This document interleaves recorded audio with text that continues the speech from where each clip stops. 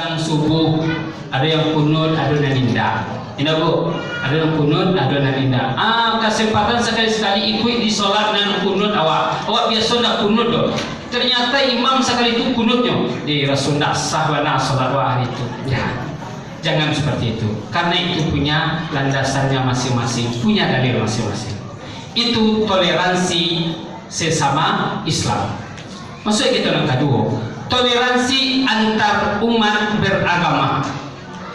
Aku juga orang lain tak cerita itu. Kalau tadi kita sesama Islam, ikut dengan orang lain.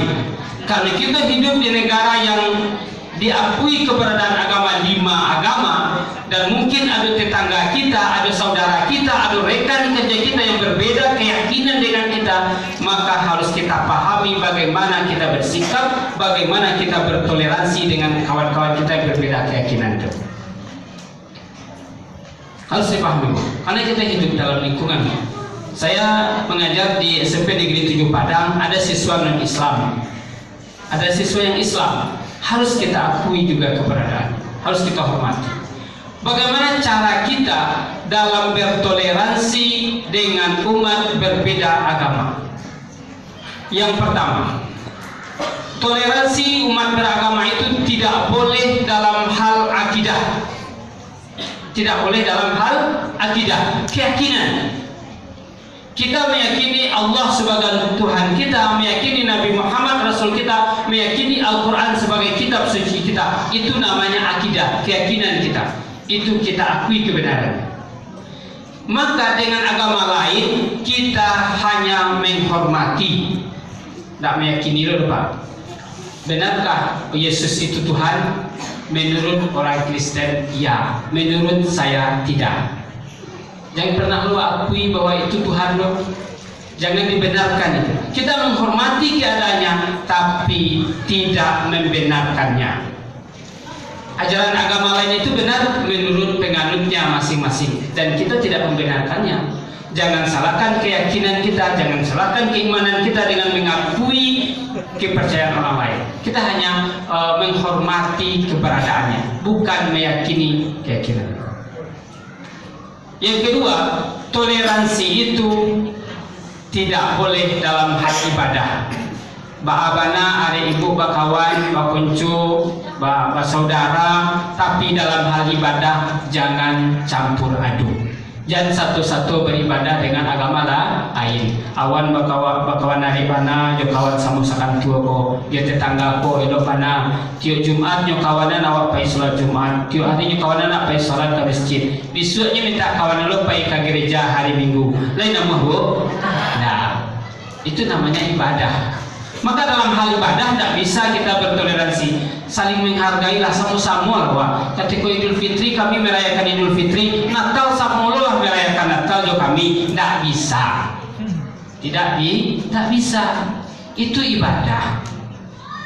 Yuk, bukan kita tidak menghormati, silakan. Mereka mau merayakan hari raya agamanya silakan, tapi jangan satu-satu loh. Itu kan latah loh. Orang pakai topi Santa Claus, wak pakai topi lu Santa Claus ya. Wak pakai lu topi itu dia wak. Itu adalah atribut keagamaannya. Itu ibadah. Ya bu. Maka apalagi contoh yang tidak memungkinkan kita bercampur aduk dalam agama. Misalkan dalam komplek kita, ini misal Pak Bu, ada tetangga kita non-Islam. Hari raya kurban, ia ingin lo berpartisipasi. Lalu dia sebagai peserta kurban Pak. Ini boleh bu. Peserta kurban seorang Sikwa Jawi ada tujuan. Tetangga aku karena orang satu kurban ini mampu lo rasanya ingin lo jadi peserta kurban. Ini boleh? Tidak boleh bu. Karena itu ibadah. Tidak sah kurban nomor 6 kalau satu dan serampung. Kenapa? Karena syaratnya tidak mencukupi. Syarat peserta kurban itu adalah orangnya beragama Islam. Tapi kalau hanya membantu membalikan daging untuk awak ini boleh? Boleh, kenapa?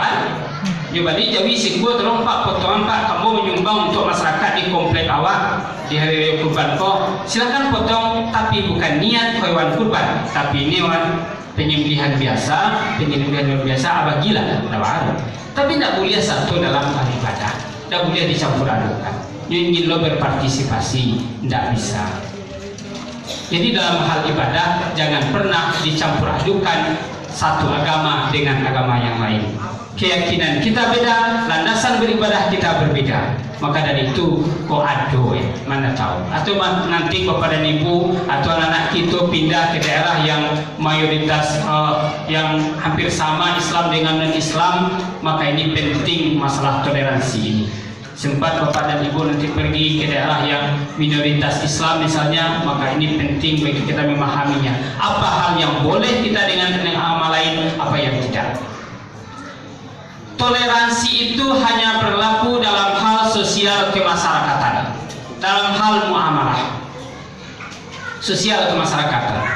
Masalah tolong menolong tidak boleh pilih-pilih agama apa. Bantuan paket sembako, kok ada orang yang tidak mampu beragama Islam boleh diagiat. Ya, misalkan terjadi kecelakaan Pak, kecelakaan di jalan raya, jangan tanyo dulu agamanya, inyolah jatuh lah antara ini mati dan batanyo lo, ndak tolong dulu. Tolong dulu, karena itu bagian sosial ke masyarakat dan selalu tolong menolong. Dan orang jatuh dari motornya, laba darah tanya dulu, agama Islam, kalau Islam ditolong berendah anti selesko. Ya, jadi bu, tapi kalau dalam sosial kemasyarakatan kita harus langsung, tidak perlu pandang agama. Ada orang kebakaran, tolong dulu jangan tanya rumah siatu, apa agamanya indah, itu tolong menolong. Itu sosial teman, bukan bagian dari ibadah, bukan dari bagian dari akidah. Pembagian awak ada bantuan-bantuan silakan sebagai ketua RT, ketua RW yang ingin kalau ada warga kita non Islam pantas menerima bantuan, silakan diberikan bantuan. Tapi bantuan zakat fitrah ini boleh bagian kenyo? Enggak, kalau zakat fitrah tidak, karena itu ibadah. Masih ada prinsip yang harus kita perhatikan. Yang pertama, inna dina indallahil Islam. Sesungguhnya agama yang benar di sisi Allah adalah Islam. Itu Al-Quran tuh. Ya. Maka kalau urusan membenarkan agama, kita hanya mengakui yang benar itu adalah Islam. Bukan arogan, bukan radikal, tidak. Tapi itulah keyakinan kita. Itu petunjuk dalam Al-Quran. Inna dina indallahil Islam. Sesungguhnya agama yang benar di sisi Allah adalah Islam. Makanya dalam masalah akidah, masalah ibadah, kita tidak bisa bertoleransi. Ya. Prinsip yang kedua, lakum dinukum wali yadin. Bagi kamu agamamu, bagiku agamaku. Silakan kamu beragama dengan agamamu. Aku akan beramal sesuai dengan agamaku. Jangan kita campur adukan agama kita, karena keyakinan kita berbeda, tata cara kita berbeda. Bukannya saya tidak menghormati kalian, tapi inilah ketentuan bertoleransi kami di Islam. Kami mengakui itu. Nabi Muhammad menghormati orang yang berbeda agama. Pernah satu kali Rasulullah SAW lewat jenazah. Kemudian Rasulullah berdiri memberi hormat. Sahabat bertanya, wahai Rasulullah, itu yang lewat itu Yahudi. Ya, saya hanya menghormatinya sebagai manusia, bukan menghormati keyakinannya, bukan tapi menghormatinya. Begitu Rasulullah SAW mencontohkan toleransi.